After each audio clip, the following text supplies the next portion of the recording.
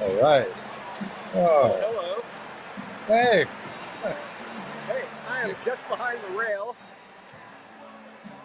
You can see Yeah. Citi Field behind me there. Yeah. You can see parts of the very, very, very large, very, very happy, very actively dancing crowd. Yeah. Uh, and I was among them. I spent a lot of the set on the dance floor myself. Wow. That's great. And you got your remote unit working perfectly. This is fabulous. So it seems, man. I'm loving this. I'm like, uh, Dan Rather on the floor of the Democratic Convention or something like I'm that. seriously, man, this is so much fun. I'm enjoying the hell out of it here at home with my cats and my wife and stuff. But I'm enjoying the hell out of seeing you enjoying the hell out of it over there. Huh.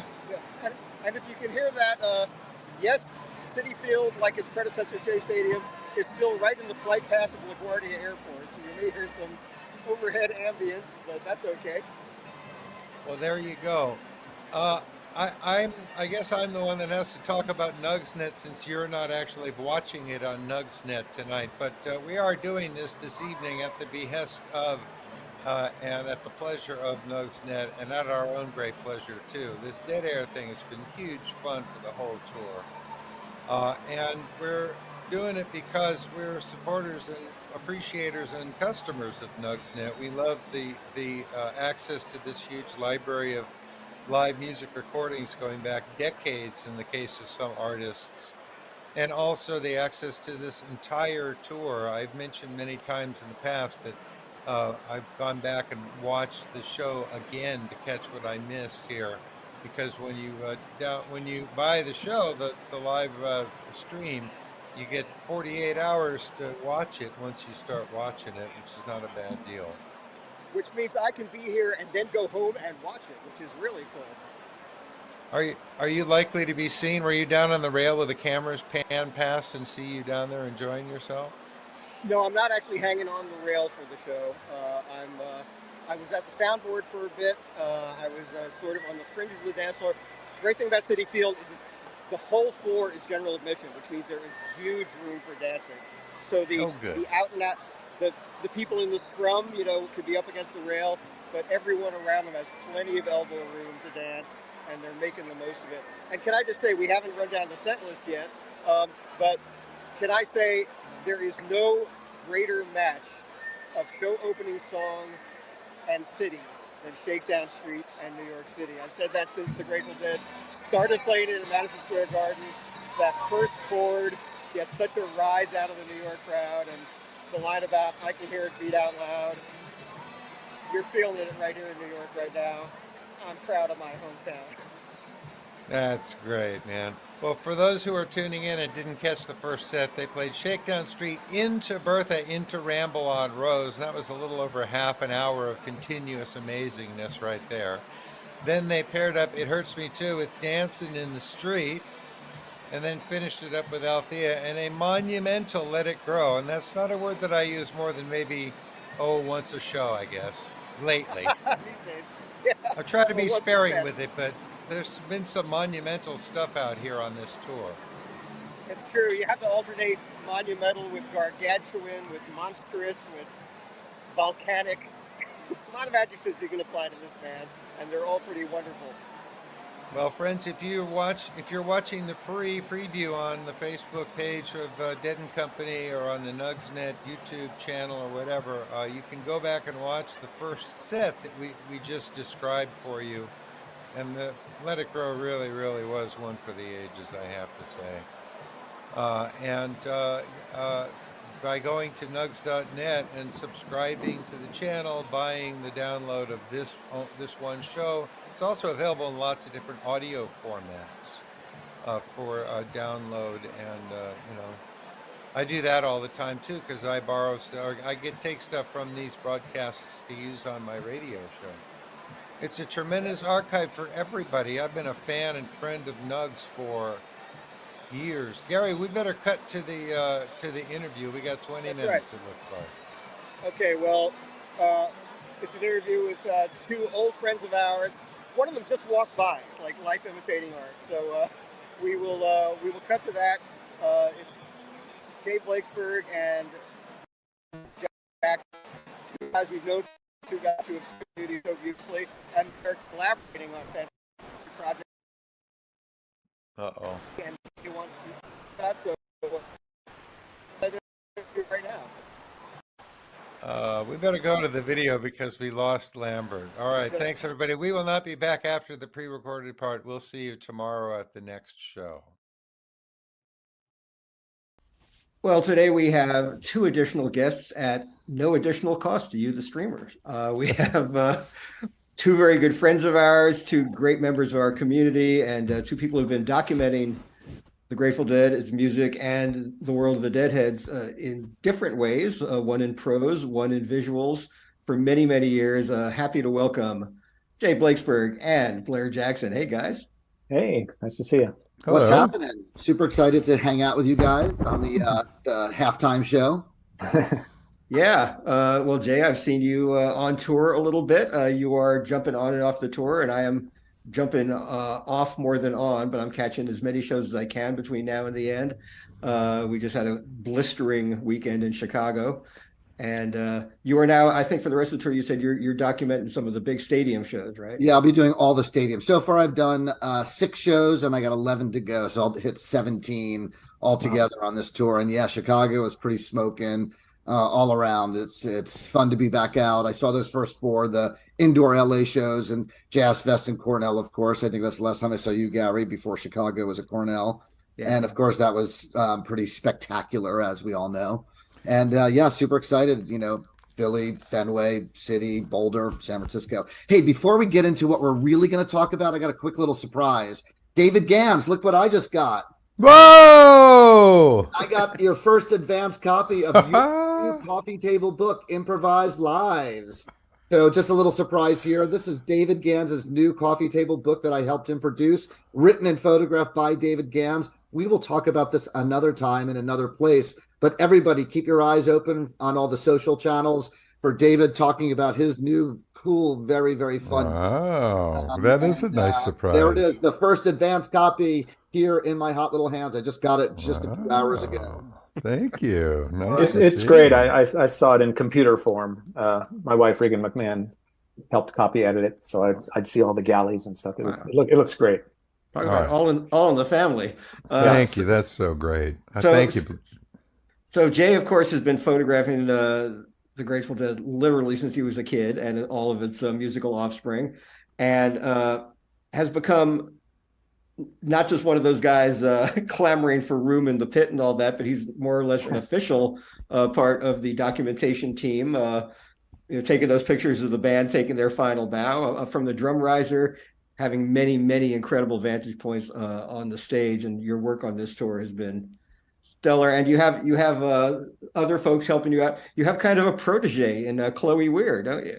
Yeah, Chloe and I, we have Zoom sessions and phone calls and text messaging, and I'm mentoring her because she loves this. This is what she's studying in college, and teaching her whatever I can, whatever question she has, workflow, digital workflow, gear, settings, creative. Every show she gets a little bit more. She understands, the no risk, no reward way that it works, right?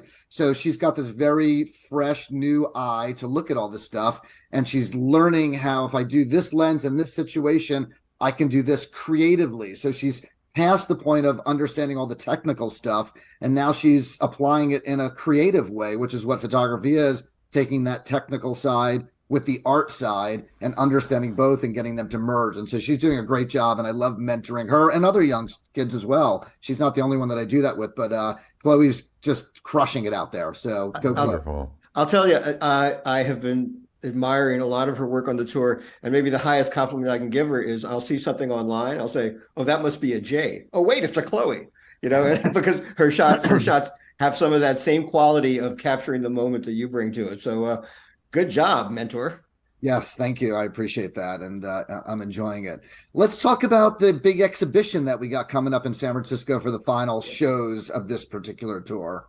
Indeed, that's why you're here. So why don't you take it, and then Blair can provide some background as well. Great. So I am on the advisory board of the Haight Street Art Center, which is at 215 Haight Street in the Lower Haight in San Francisco.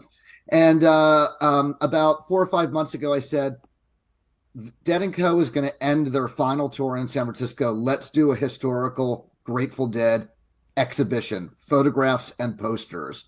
And they said, that's great. Let's do it. Why don't you curate it? So I said, okay. And I said, I want to bring in either Blair, David, or Gary to write. I mean, literally, that's who I gave them. And Gary said, I can't do it. And Blair, I don't, and David was working on his book. So I knew that he had a lot of stuff already on his plate. So it fell into Blair's lap. Of course, I love all three of you guys. I've worked with all three of you guys on all sorts of projects. I'm not even slightly jealous because my plate is so full of other cool stuff to do. And Blair and I have been friends and partners for 40 years, so it would be kind of ungracious of me to resent him for getting this gig. And so, I presented all three of you guys to the Haight Street Art Center. I said, let me see who's available and who can do what. And we figured it out. But anyway, so I curated the photographs and Blair wrote the historical text for this. And the Haight Street Art Center, it's a nonprofit. So first of all, this exhibition, which is going to open on July 11th on a Tuesday, late afternoon, early evening, that is a benefit for the Haight Street Art Center. So it's a paid ticket if you'd like to come. We don't know who will show up. You never know what kind of special guests will be there.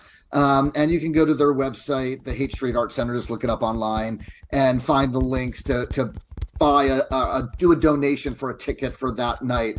After the 11th, it's a free event for the entire time that's open, which is until September 3rd. And typically, I think the Haight Street Art Center is open on maybe Thursday, Friday, Saturday, Sunday, but we're going to have it open the entire time when Dead & Co. are in town. So starting on the 12th, it'll have special hours, well, it's a special day. It's not normally open. I think it's 11 a.m. to 7 p.m. It's 100% free. And there's about 100 photographs, give or take. And we tried to pick like big historical beats in their career. So it's only 1965, 1995. So only while Jerry's alive, obviously. It's Grateful Dead, not the entire Grateful Dead experience, which we know still continues to this day. And Blair and myself and another man named Ben Marks sort of all got together and picked some of the beats that we thought. So I'm going to kind of run through them, and then we can maybe talk about why we chose them, and Blair can jump in. So you kind of come into the gallery, and one of the first walls that you see is sort of family members, Mountain Girl, Kesey, Cassidy, Bill Graham, people like that, and Owsley, and what their connection was. And then you sort of move on, and it's very chronological. So you're going to hit the early years, Golden Gate Park, 710 Ashbury. I found a photograph that I recently discovered that had been in storage for 50 years of Bob Weir in handcuffs at City Hall in 710. Wow. Yeah, it's a great shot. Even Blair Jackson was blown away by that one. And so there was another one of Pigpen in jail too, but we went with the Weir one because he looked so forlorn, I think he got out later that day, but it was. I hope your legend for it included a quote from Rosie McGee about what happened to her that day. No. She very famously had to swallow a giant glob of hashish and spent the next 3 days in a trance. I remember that from her book. Yeah. But anyway, so continue on real quick. So we early years, Golden Gate Park, free concerts, 66, 67, 68. Mickey comes, TC comes, 69. You roll across, you get into 70, 71, American Beauty. They go acoustic, pedal steel, kind of go around the bend there in the gallery, and you get to 73, 74, 75 are sort of one big section. Beginning of the Wall of Sound, Kezar. Of course, we have the new box set that's just out or coming out from Rhino about the 73 shows. So we have a photo from that show at Kezar in 73. And you can see the beginning of the Wall of Sound starting to form, right? There's a couple of shots of Jonathan Sabin's photos from Watkins Glen. And then, of course, you get into 74 and we get into the closing, the Winterland, the last one shows where Mickey comes back into the band. They film it for the Grateful Dead movie. You get into 75 where they played Golden Gate Park and the snack benefit at Kezar. 75 is a unique year. There's only 4 Grateful Dead concerts the entire year, and 3 of them are listed as Jerry Garcia and Friends, but as the whole Grateful Dead. And then, we roll into 76. They come back. They're playing all those theaters on the East Coast. They play Oakland Stadium with The Who. 77, you have Englishtown. The Dead movie comes out. 78, they go to Egypt. We have Adrian Boots photos of the band in Egypt. 79, 80, Brent joins the band. The Warfield, Acoustic Electric, Radio City Music Hall. And then let's see, we have a little section on the songwriters, Garcia Hunter, Barlow Weir. We have a section on the Frost and the Greek and sort of the Bay Area element of these outdoor legendary venues that were always such coveted shows to go to. We also have New Year's. I mean, besides New Year's, we have Chinese New Year's, Mardi Gras, which gets a nice wall there. I mean, we were so lucky in the Bay Area to have so much stuff happen, particularly in the 80s and 90s. The truth. Yeah.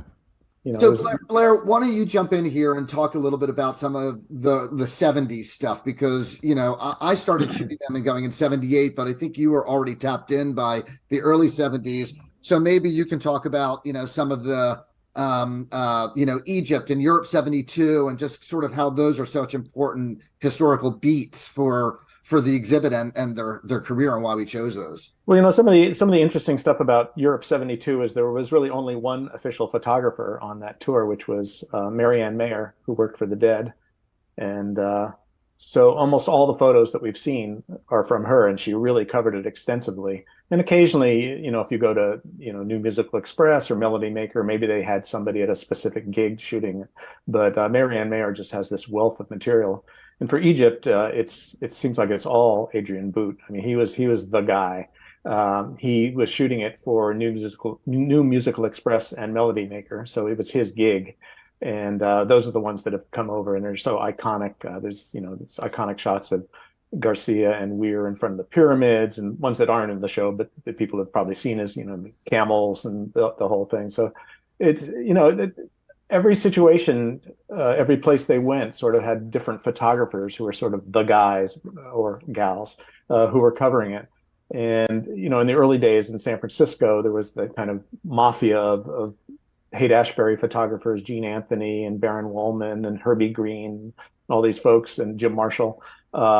So there was really a huge number of people who were covering that scene. But as it goes on, it gets to be more specialized in other cities. So it's a little harder to find things. But one of the other great things about this exhibit is the number of shots it has from Ron Rakow, whose stuff has only very recently come out. People probably know that Rakow was one of the early managers of the Grateful Dead and managing them up into the 70s here and there.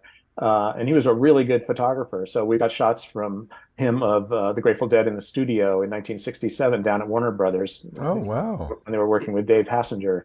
And shots of guys at the mic, in the studio. And so really, really great stuff. A lot of which have not been seen before. Wonderful. Yeah, I wanted to ask about that because just as in the sonic realm, there will be these moments of serendipity, these revelations of stuff we didn't know was there, like the houseboat tapes and the Betty boards and all those things that were not in the vault for a long time, and then there's suddenly this little stash. That's been true with photographs as well over the years. Just when I think I've seen every damn picture of this band that could possibly exist, Jay turned me on to those Ron Rakow shots. I think it's Skull and Roses last year, and they had just come into his possession. And here are all these really intimate shots from 710. And Blair, it must have been great for you to just behold those and be able to find some of the background on them and write about them for the show. Yeah, I mean, for years, I was trying to pull photos for the Golden Road magazine, which I did for 9 years, and written various books and stuff, always looking for photos. And the idea that there's just constantly a stream of stuff that I'd never heard of, just popping up from everywhere. I mean, it shows how popular they were with kind of mainstream photographers too, because all of a sudden you'll see something from some guy who was mainly a political event photographer. And they said, oh, yeah, well, I just happened to be down in New York City that day, and the Grateful Dead were playing for free, and here are the shots I took. So a lot of stuff is kind of seeping out over the years, which is really exciting. Well, the Rakow stuff. So the backstory on that is that Josh Barron, who was a former editor at Relics Magazine, dear friend of mine, we were working on a book project, and he was interviewing Rakow about the year 1975. We were talking about doing a book on that year, as I mentioned earlier, sort of a unique year. And Racco mentioned that when he managed the band starting in 67 up until the mid 70s. And Racco, of course, is the guy that started Grateful Dead Records, Round Records, produced the Grateful Dead movie at Winterland in 74. And so Racco mentions to Josh that he had a Nikon camera and knew how to use it and had thousands of photos that have never been seen. It took a year and a half for me to finally get down to Southern California where he was living. And we went to a storage locker and I looked through all these boxes. I couldn't find anything. And eventually I opened up a box and there was a notebook in it that just said 710 Ashbury, 1967. And so he let me bring all these boxes of his photographs back to San Francisco. And the first book I opened was that one. The first photo that I found was a photo of Neil Cassidy sitting in the living room of 710 Ashbury in 1967, in color, in focus, never before seen. Wow. And so, like I started crying, actually. I was like, this is unbelievable. So I ended up scanning 900 photographs of the Grateful Dead that Racco had taken, with only about 40 of them had ever been seen before. Wow. And so there's this treasure trove, as we mentioned, of these images that we now have in our Grateful Dead family that people can enjoy and see and check out. So super cool. And another photographer, Snooky Flowers. Snooky was Snooky was a musician. He played in Janis Joplin's band. Was he in the Cosmic Blues Band or the Cosmic Blues Band? Yeah.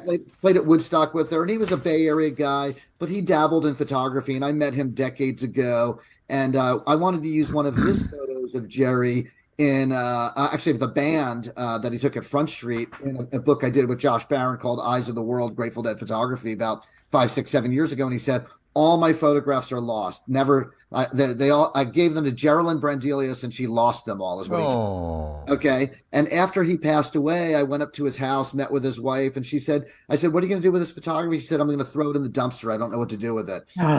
I said, let me just take it all. I'll buy it from you, right? Because I have a business called Retro Photo Archive where we're acquiring and finding these dormant photo collections. And I brought all of his stuff back. And within an hour, I found all the missing negatives that he thought were thrown away. Portrait sessions at Front Street in the mid 70s. And so there's a photo of that's of Snooky's in the exhibit. Elizabeth Sunflower, she passed away about 14 years ago. Her work was in storage for about 12 years until Joel Selvin, another friend of all of ours, he's a journalist. He used one of her photos on his Altamont book of the Stones. He connected me with the sister. I went down, met with them a bunch of times, and I acquired her archive, brought it back to San Francisco, and that's where I found all the photographs of Bob and Pigpen getting arrested and down at City Hall, in the pokey behind bars. So, and she has an incredible collection of all sorts of crazy pop culture, all this incredible Allen Ginsberg and drag and human being. I found a dozen rolls of Evel Knievel from 1972 in her collection. Wow. So we're just unearthing all of these archives that have been dormant and sitting in shoe boxes. Alvin Meyerowitz is an old San Francisco photographer. His stuff was sitting in shoe boxes for decades. We have all of his stuff. And so some of his stuff. Another really, really great collection that we just sort of got out into the world is a guy named Andy Leonard. Andy and Leonard were best friends. They're still super close. They communicate all the time. But so Weir and Barlow went to high school together. Barlow and Leonard went to college together at Wesleyan. They moved out west. They stop at the ranch up in Wyoming. Barlow's father dies, so they stay there to save the ranch, and Andy Leonard has a camera with him. He gives me all the negatives. I scan them all, okay, and I look at it and I say, this is a book. I go, this is heterosexual Brokeback Mountain on acid. And so we have this. So he's writing the book now about the stories and the captions of him and Barlow's time up at the ranch. I think it's while Barlow is writing the Ace record, essentially. Right. And I hate to interrupt you, Jay, but we are running out of time here. This is a very limited slot here between sets of the Dead and Company show. So we have to end this conversation right now. Please recap what we're talking about, the exhibit and all of that stuff, so that people can catch up with you and learn more later. It's at the Haight Street Art Center. Just look that up on the internet. Haight Street Art Center, 215 Haight Street at Laguna, and it opens July 11th with a benefit for the Art Center, a paid ticket. After that, it's free. It's open during all of the shows. that Dead & Co. are playing in San Francisco from, I think, 11 a.m. to 7 p.m. So you can get up, you can go see the exhibit, and still have plenty of time to hang out in the city, go get online to save your spot if you're a rail person, whatever you want to do. But please come down. It's free. Blair's text is beautiful, as you can imagine. The photographs tell a great story. You don't want to miss this. This is a really, really good destination event to go to while you're in San Francisco for And Dead. what is the name of the exhibit? The name of the exhibit is Between the Dark and Light, Grateful Dead, 1965-1995. It's about 100 photographs with captions written by Blair. And please come and check it out. 215 Haight Street in San Francisco, opening July 11th. Right. Wonderful. Thank you so much. Yeah, Blair- guys. I'm sure we'll be talking to you on the radio sometime soon as well, and maybe while the show is running, so we can entice more people to come and see it. And Right. Thank you, guys. Since Blair and I live a few doors apart, we often watch these Dead and Company shows together here, and it's been great fun to do that. Of Really course. fun, yeah. Thank you all for your time. I have a and, second set prediction for the show, the songs they're going to open with tonight. Okay. Second set, Dead and Company, Inagata Davida into Whipping Post. That's my prediction. Okay. And we'll give you airtime to apologize sometime. All right, boys. Thank you. Guys. See ya.